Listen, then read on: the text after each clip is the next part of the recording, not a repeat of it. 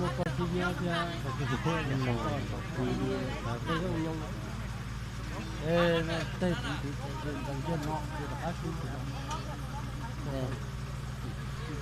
thế là chúng ta đi để sát có thì đóng góp còn đầu lại ta sẽ nói thì chưa nó ở lọt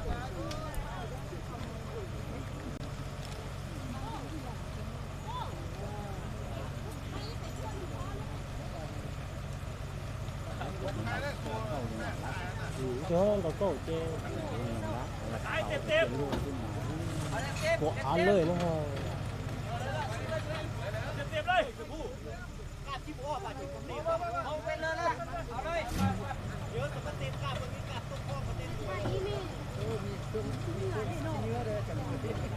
นุ่มเลยกินเยอะเลยนุ่มเยอะนุ่มเยอะ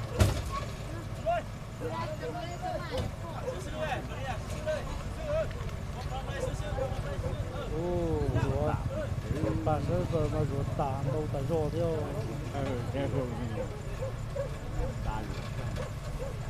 thì tém lời thì tém lời thì một cái lông của nó là cái chữ trồng nó linh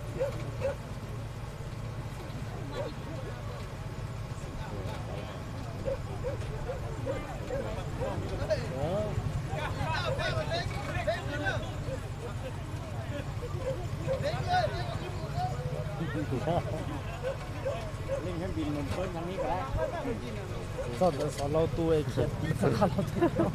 เรามันจังหัวหมาเห็นแท้ก็วันนั้นก็หาไอ้ยาวมันคนไรเราปักเทเราตู้ซาบีเราตาพันก็หนึ่งเจ็บเป็นก็เป็นดังเป็นหัวตัวนู้นแต่ได้จังที่เองไม่ว่าอะไรยิ่งคนเราจะได้ทำต่อไปยิ่งเลยว่าจะเอาของเจ้าขนุ่มเบา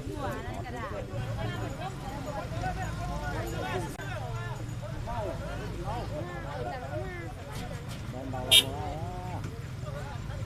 ที่ไปจัดเจอเบาคือเราเจอบ้านเราก็ได้